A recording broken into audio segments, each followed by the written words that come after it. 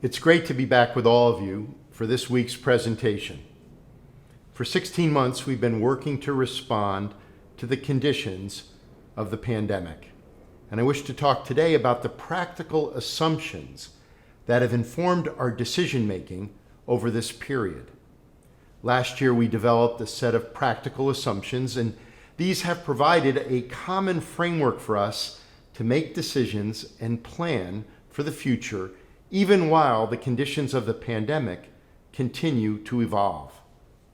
We first presented these 11 assumptions in June of 2020 as part of our fall 2020 planning. We re-examined these assumptions over the last year, which I described in a previous presentation last October.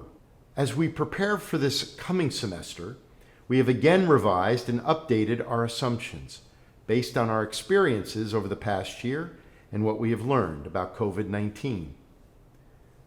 I share our 11 updated practical assumptions with you today as we prepare to announce additional information about our fall plans. Many elements of our fall plans have already been announced, from the dates for our undergraduate student move-in to our new domestic and international travel guidelines, and we have announced a vaccine mandate for all faculty, staff, and students on our campuses this fall. We have already taken steps to bring more members of our community back to campus. Our Summer Hilltop Immersion program is reaching its conclusion with students taking courses and engaging in activities on campus and around Washington, D.C. over these past 5 weeks. Our research laboratories are again at full density after gradually increasing their density over the past 2 months. We are now focused on adjustments to our public health guidelines for the fall, such as our testing framework, our masking policy, and our physical distancing guidelines. As we approach these decisions, I'd like to review with all of you the practical assumptions that shape our work. Our first assumption, health and safety. Our first priority is the health and safety of our community, students, faculty, and staff. We will be guided by the data, evidence, and expertise of our scientific and public health communities. This has been our enduring commitment throughout the pandemic. Our second assumption is focused on our academic mission. It is in the interest of our academic mission to welcome as many students as is safely possible for in-person instruction. Our experience of the past year has reinforced this assumption. Next, the timing of medical advances.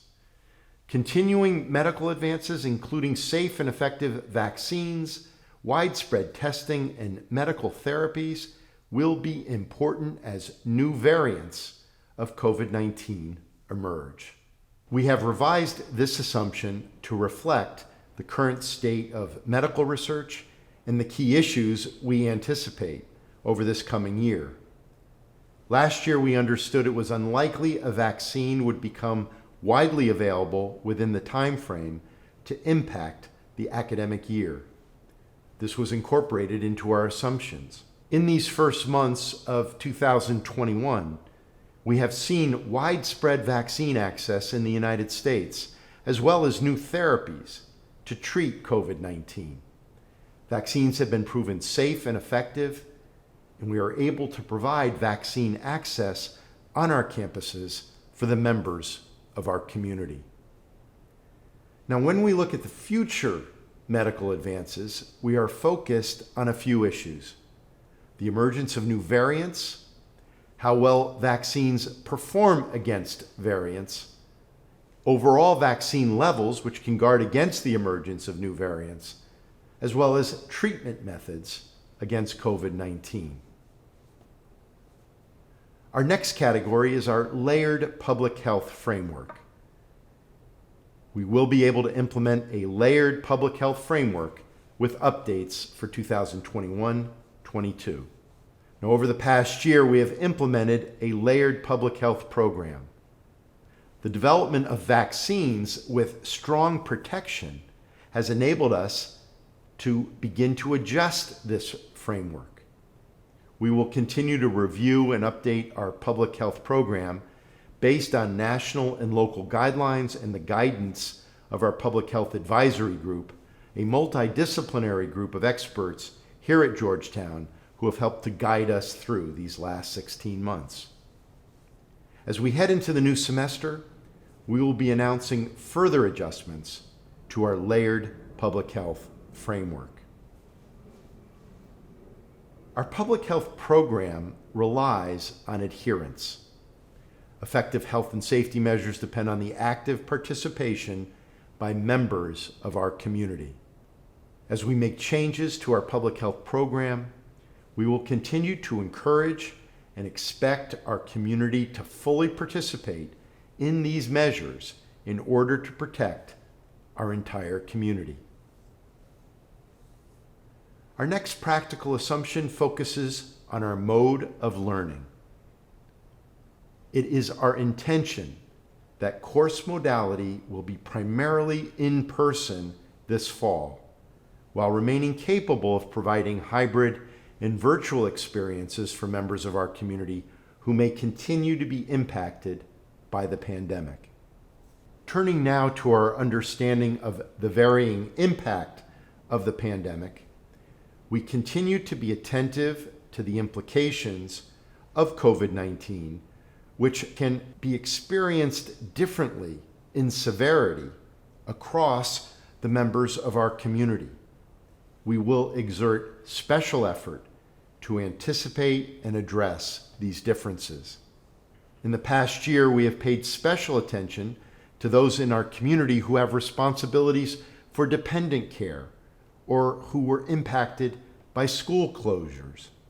We have also sought to provide resources to students who have experienced sudden and significant financial impact. And we are developing a program to support faculty whose research was interrupted by the pandemic.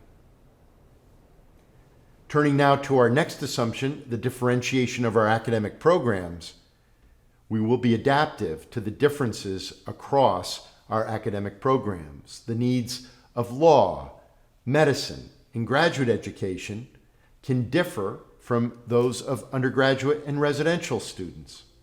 Our approach has sought to provide both flexibility and collaboration across our campuses and programs. Our ninth practical assumption, financial capacity. We will have the financial resources to prepare for and support the 2021-2022 academic year. And turning to infrastructure, we will adapt and expand the infrastructure of our campuses, including classrooms, laboratories, residence halls, dining halls, to address the new needs for public health. Most recently, our infrastructure adjustments have been focused on ensuring the proper ventilation of spaces. And finally, surges of infection. This is our 11th practical assumption. The emergence of variants is creating new challenges in places where high levels of vaccination have not yet been achieved. Last year, our concern was focused on the additional surges of infection. This year, our focus is on the emergence of new variants.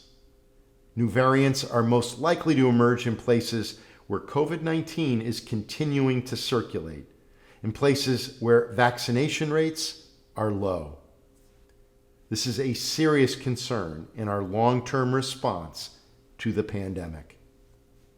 I hope that this review of our practical assumptions has helped to provide a better sense of our approach and the expectations that we have about the time ahead. I look forward to sharing more about our plans for the fall with all of you and to having opportunities to be together again on campus. Take care of yourselves and take care of everyone around you. for every Hoya, everywhere.